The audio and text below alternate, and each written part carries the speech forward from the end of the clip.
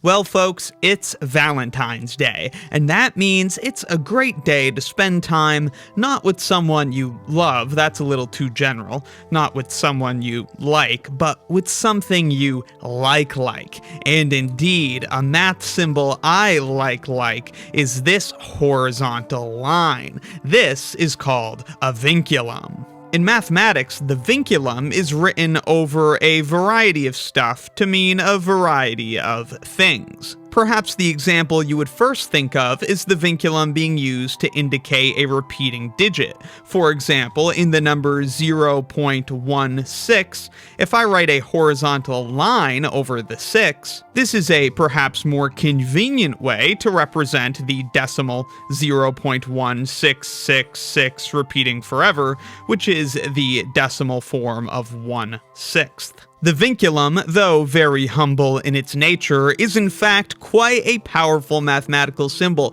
and it has a lot of uses besides just this. And today I want you to join me on a brief tour of those various uses. We'll begin with segments, then complements, which is fitting for Valentine's Day, then conjugates, then grouping, and then related to grouping there will also be Roman numerals and an old reindeer antler.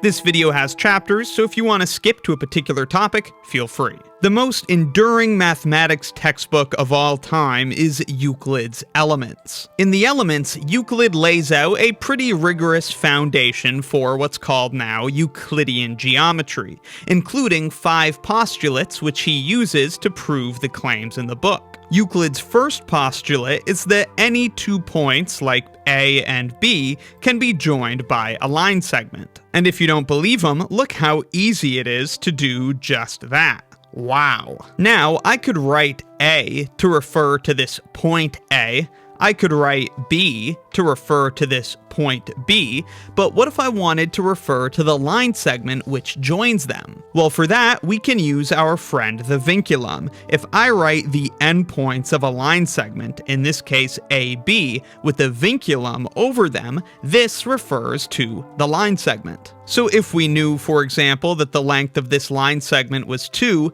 we could write with bars that the magnitude of the line segment AB is equal to 2. There are variations of this notation that can be used as well. For example, if instead of a line segment from A to B, we had a ray that started at A and passed through B, we could denote that by writing AB with the vinculum above it, but then with a little arrow at the end. This indicating that it's a ray that starts at A and passes through B and continues on from there. The vinculum is also often used for the operation of set complement. If you're asking what is a set, well, that's the funny part. Everything is a set. Roughly speaking, a set is an unordered collection of distinct objects. Now, for this idea of a set complement to make sense, we need to be operating in some universe, which is often taken to be this box. In practice, the universe would often be something like the real numbers, for example. But just speaking abstractly here with a diagram, if this circle represents a set A, everything outside of A is called the complement of A. So if this is A, then everything out here is A complement, which is of course denoted with A and a vinculum on top. There are other common notations for this as well. You may see A with a C in the superscript, sometimes A prime is used, as well as several other alternatives. For a more concrete example, we could say that the universe we are operating in is the set of integers, which is denoted like this. So our universe contains all numbers with no fractional part, 1, -7, 0, 84, and so on. In this universe, there is, for example, the set we might call S, which contains all of the even numbers. These are numbers of the form 2k, where k itself has to be an integer. These are all multiples of 2, that's the set of even numbers. So if S is the set of even numbers, then what's S with a vinculum on it? Well, that would be S complement, which contains, in this case, all of the other integers, which are the odd ones. So we could write here that S complement is the set containing all integers S, such that S is odd. The even and odd numbers are complements, and that's denoted with this vinculum. I'm sure now that you are starting to see the pure power of the vinculum symbol, but it gets even cooler. Let's talk about complex numbers. The square root is probably something you are familiar with. The square root of 4, for example, is 2, because 2 multiplied by itself is 4. By the same reasoning, the square root of 1 is 1, because 1 times itself is 1. But then what's the square root of, say, -1? This question on the surface does not have an obvious answer, because any positive number, like 1 or 2, multiplied by itself is also a positive number. On the other hand, any negative number multiplied by itself, like -1 times -1, well, that's also a positive number because the negatives cancel out. So what the heck is the square root of -1?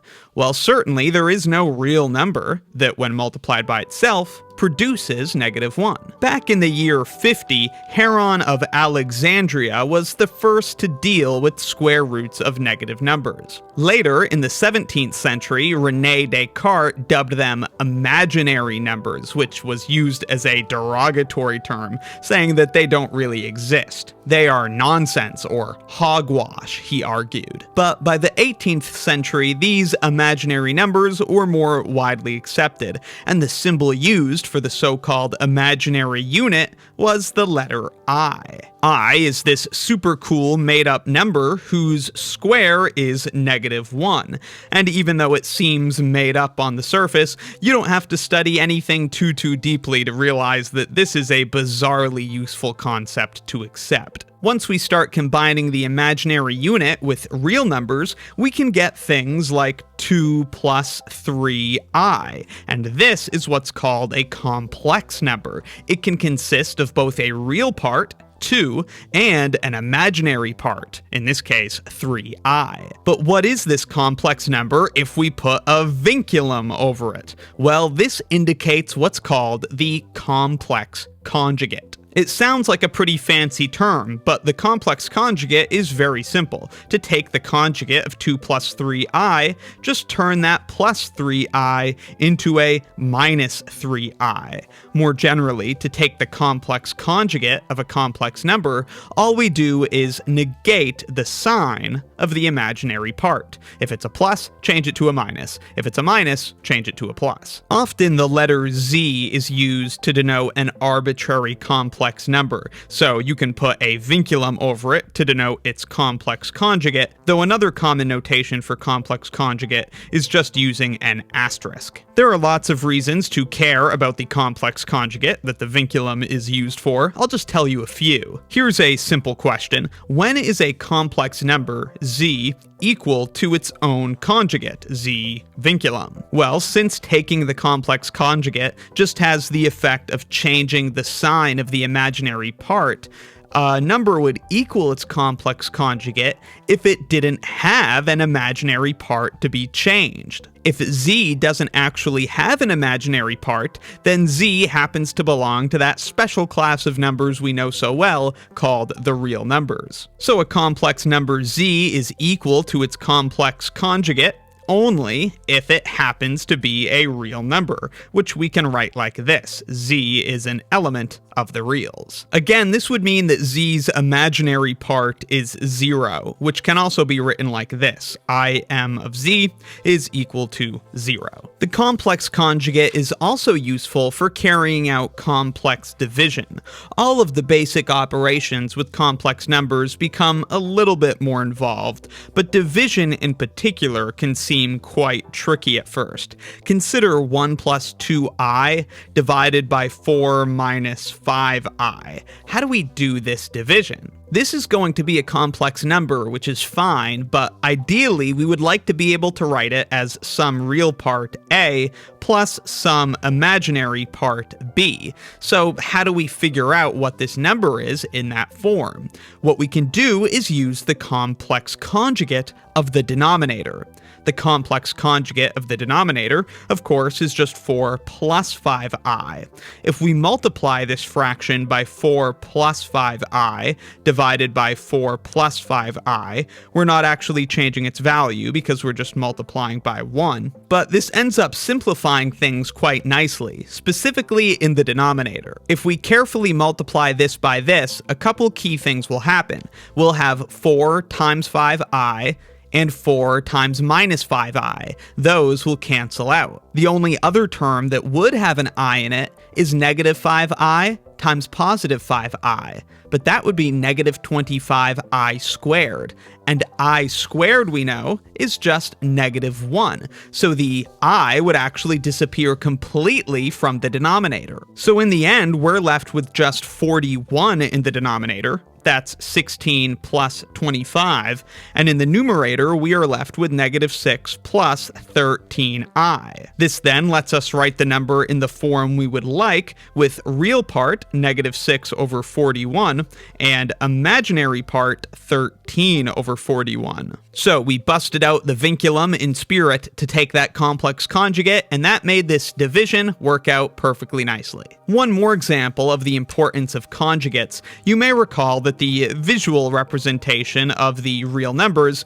is the famous and much celebrated number line. Every real number, of course, has a place somewhere on this line.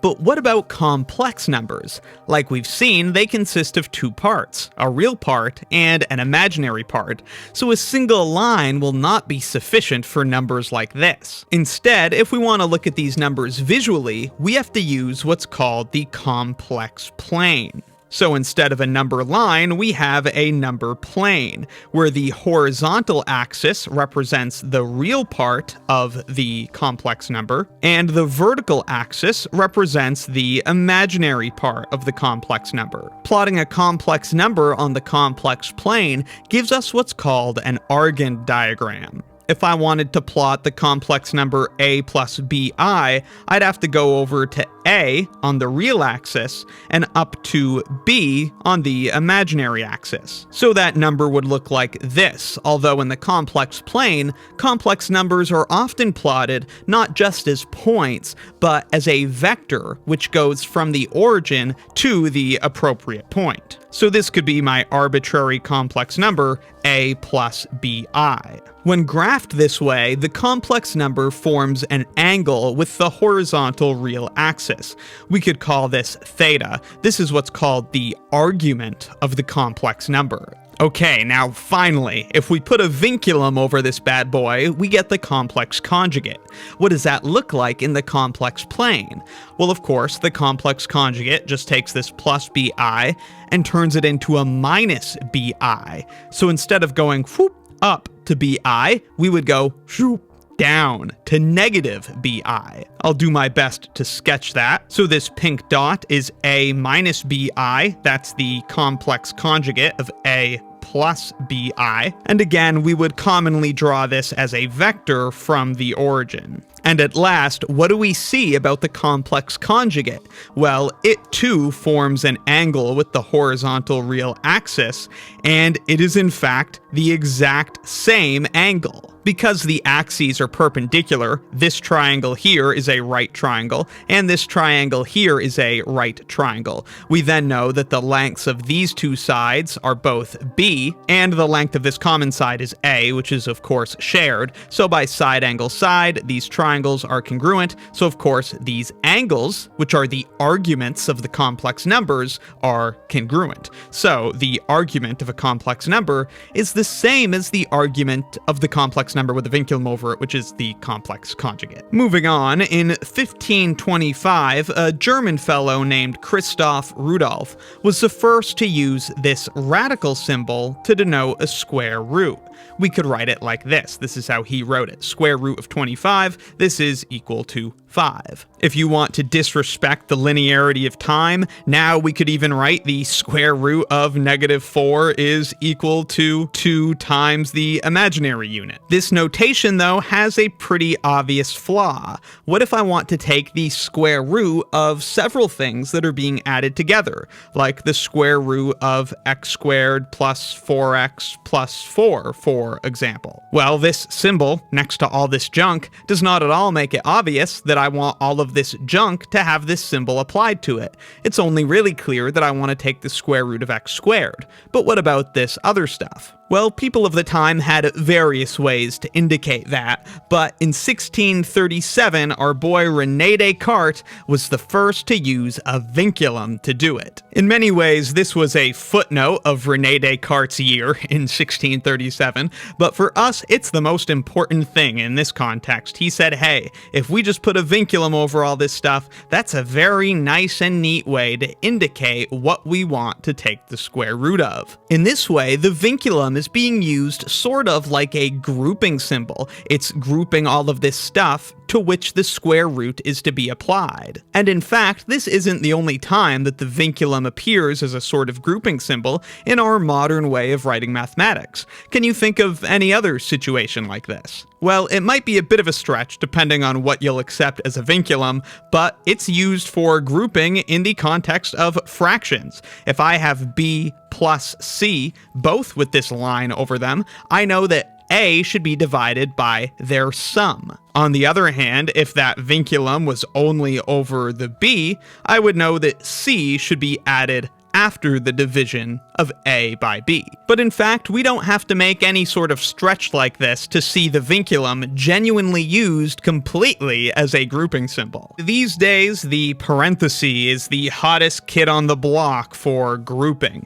This tells me I should add 3 and 5 first, and then subtract it from 2. Indeed, before the days of the parenthesis for grouping, the vinculum was often the default choice. So the old-fashioned way of writing this expression would be 2 minus 3 plus 5, and then to indicate that you want the 3 and 5 added first, just pop a vinculum over them. Gottfried Leibniz wrote about this use of the vinculum in an article in Miscellanea Berlinensia, which was the primary journal of the Berlin Academy. In his writing, we also see a comma used to notate multiplication between two things, and you can actually stack vinculums, just like you can use multiple layers of parentheses.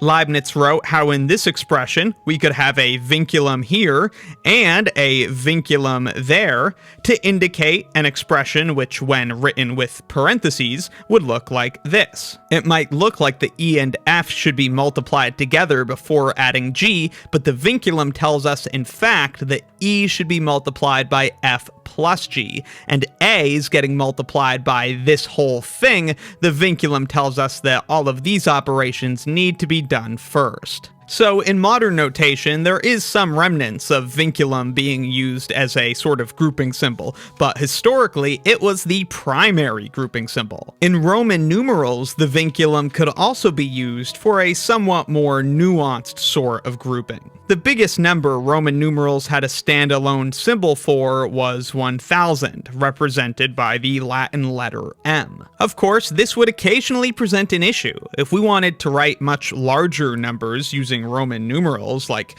90,000, are we condemned to just writing out 90 M's next to each other? Well, not necessarily, thanks to their use of the vinculum. The vinculum could be placed above a Roman numeral to indicate that it should be multiplied by 1000. So V, which traditionally just means 5, if we put a vinculum over it, this would mean 5 times 1000, or 5000, which is much nicer than writing 5 M's all squished together. Or if we wanted to write 90,000, we could write XC for 90 with a vinculum over it. And the vinculum didn't have to be applied to every single character in a particular numeral expression. For example, this numeral expression appears in an astronomical manuscript from around the 12th century, but with a vinculum over these first 4 characters. This thus indicates 4000 at the beginning, the D is 500, the 3 C's brings us up to 800,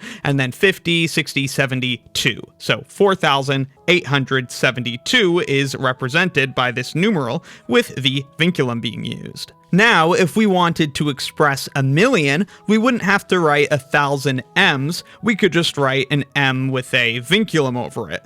But if we then want to express something that consists of many millions, this too starts to become impractical. And this is when the Romans used what they called the vinculum. Instead of this thin vinculum indicating multiplication by 1,000, they used a vinculum to indicate multiplication by a million.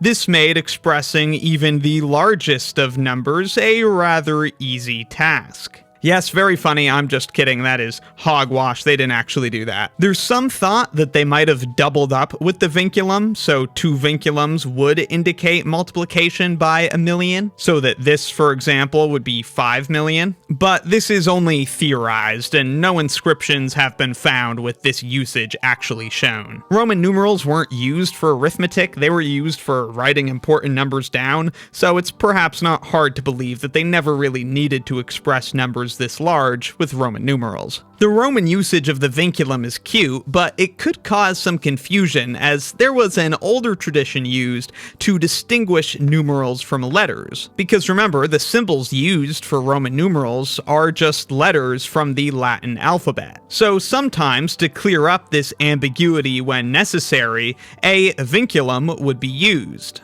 This, for example, is a Latin abbreviation, but it's these 3 characters which are meant to be letters, and these 2 are actually numerals. So to indicate that, in this abbreviation, a vinculum could be placed above those first 2 characters, to indicate these are numbers, these are letters. This was an abbreviation for duumvir, which was a term referring to any number of joint magistrates of ancient Rome. It is perhaps to avoid this confusion between the letter numeral distinction and purely numerals that the vinculum notation was eventually changed. By the 2nd century of the Common Era, it was more common to see a vinculum with these vertical lines coming down from it to indicate that multiplication by 1,000. So that something like this, for example, would mean 23,000, and there's no ambiguity here. Of course, these days, a notation similar to that is used sometimes as the ceiling function, which rounds numbers up. For example, the ceiling function applied to pi rounds it up to 4. That's the nearest integer that's greater than or equal to pi. For the final stop on our vinculum tour, we go to Western Europe, where the Cro-Magnons were the first era of modern man. Evidence suggests the Cro-Magnons were cannibals. If you're not sure what that means, it's like divisible, except instead of a number being a factor of another number, it's a man being a factor of another man. Aside from just being cannibals, the Cro-Magnons were also renowned reindeer hunters. This was back before the reindeer evolved to learn how to fly, so hunting them was a bit easier. Now, this is a diagram of an actual notched reindeer antler believed to be from this era that was found in France. This artifact is dated between 19,000 and 12,000 BCE. Now, why are we looking at this reindeer antler? Well, you already know. It's our old friend, the vinculum. If you had guessed at the outset how far back our tour of this symbol would go, you probably would have been like 10,000 years off. I know I would have been before learning all this. But of course, we have to be honest, this is definitely a bit more of a potential vinculum curiosity than it is a definitive vinculum. We just can't know for sure what all of these notches were supposed to mean. It doesn't really appear that this was a hunting tool, because if so, why are there notches cut into it? Perhaps to prevent it from slipping in the hand, but then what would the vinculum notch be doing there? Further, the very regular spacing in these groups of notches certainly suggests that this has something to do with number rather than physical grip. The horizontal line here, which resembles a vinculum, is closer to the 9 notches and the 5 notches than it is to the 3 and 7 on the other side, so it would be supposed that if this has any meaning, it is connecting the 9 and the 5 in some way, or perhaps it's just representing the odd number 1. After all, the rest of the numbers on the antler would follow in sequence as just being the odd numbers: 1, 3, 5, 7, 9. There are plenty of simple arithmetic relationships between these 4 numbers. For example, 9 minus 7 is equal to 5 minus 3.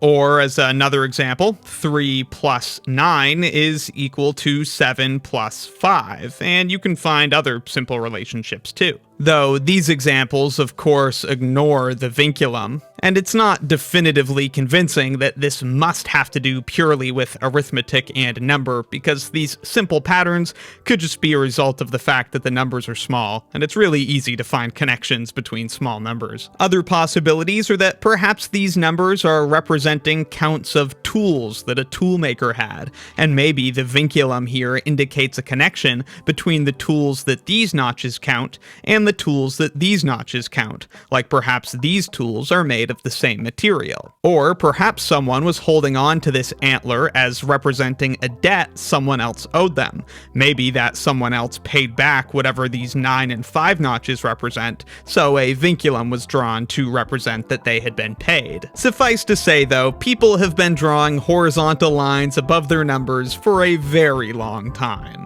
Anyways, I hope you found that interesting. I thought it was a lot of fun. I'll leave all my sources down in the description, so if you want to do further reading, feel free. There's a lot of good stuff out there. Let me know in the comments if you have any questions, and be sure to subscribe for more of the swankiest math videos on the internet. I'm unstable, I'm feeling hard to keep the cable cut and unsort the table. If Texas Instruments don't reply, well, I think this time it might be fatal. Wish to sell my own fake, cause I'm jaded. Hate the odds that I calculated. Press and pull and pray and push it all the way through the whole blue planet. Planet faded.